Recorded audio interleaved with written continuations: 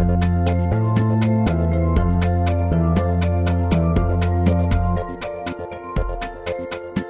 m'appelle Jean-Yves François et actuellement je suis en phase de création d'une activité. Donc je vais démarrer simplement avec un statut d'auto-entrepreneur puisqu'on nous offre cette possibilité.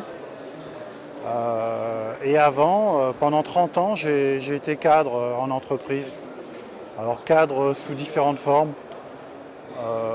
dans des groupes salariaux, en tant que gérant d'entreprise, et puis aussi en tant que franchisé, parce que pendant, de mémoire, un peu plus de 10 ans, j'ai été franchisé pour un réseau. C'est le premier réseau français de certification, c'est-à-dire loi Carrez, amiante, plomb, état parasitaire, diagnostic de performance, enfin tous les diagnostics obligatoires dans le cadre de la vente d'un bien immobilier.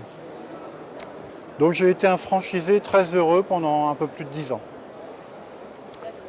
Et pour tout vous dire, je n'ai plus cette franchise parce que moi, tous les 10 ans, j'adore changer de métier.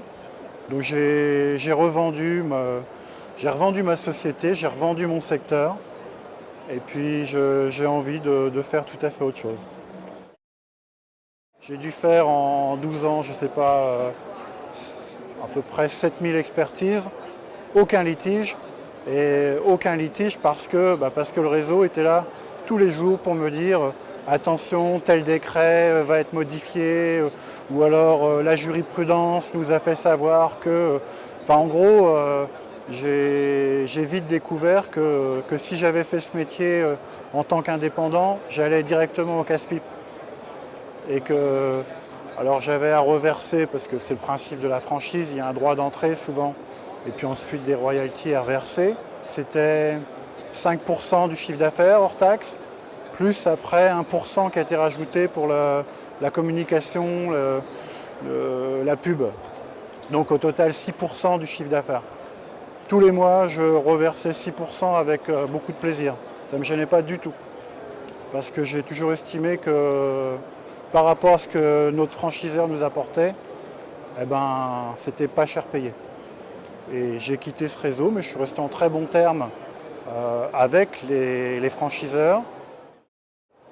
Une réunion tous les 2 mois, retrouver d'autres franchisés, d'autres régions, comparer nos résultats, nos méthodes, tirer les enseignements des autres collègues. Enfin, en gros, je ne sais pas si c'est réel dans tous les réseaux, mais nous, on était extrêmement soudés. Moi, j'avais ouvert ma franchise à Rennes. J'avais acheté à la base tout le département Ille-et-Vilaine. Et comme j'étais un des premiers en Bretagne, j'ai formé sur 2-3 jours des dizaines d'autres franchisés qui ont acheté à Saint-Malo, à Dinard, au Mans, à Vannes. Ça, c'est pas du tout rétribué, mais c'est sur la base du volontariat.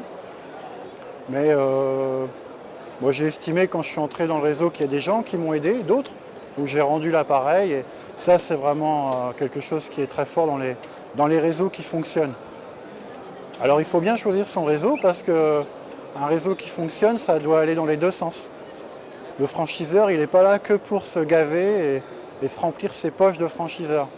Donc il vend quelque chose, mais il faut qu'il y ait réellement un vrai service en retour. J'ai mis en place un module de management, un module très court sur une journée, parce que beaucoup de gens justement qui adhèrent à des réseaux franchisés ont des formations techniques ou des formations spécifiques à leur franchise. Par contre, ils ont en général aucune formation de management et ils commencent à recruter une personne, 2 personnes, 3, 5 personnes et on laisse toujours de côté, pour moi, un point qui est fondamental, c'est que pour avoir une entreprise qui marche bien, il faut être un bon patron. Et rien qu'en une journée, moi je propose mon module pour faire gagner beaucoup de temps au départ. Et puis certainement si on gagne en efficacité, si on est un chef aimé, les résultats sont bien meilleurs. Alors je m'accorde 3-4 mois pour tester mon nouveau métier de conseil en management. Et puis si je ne le pense pas, je ne le souhaite pas, mais si je vais vers un échec, peut-être que je me retournerai de nouveau sur la franchise. C'est une solution qui peut rester toujours envisageable, parce qu'il y a un vrai marché.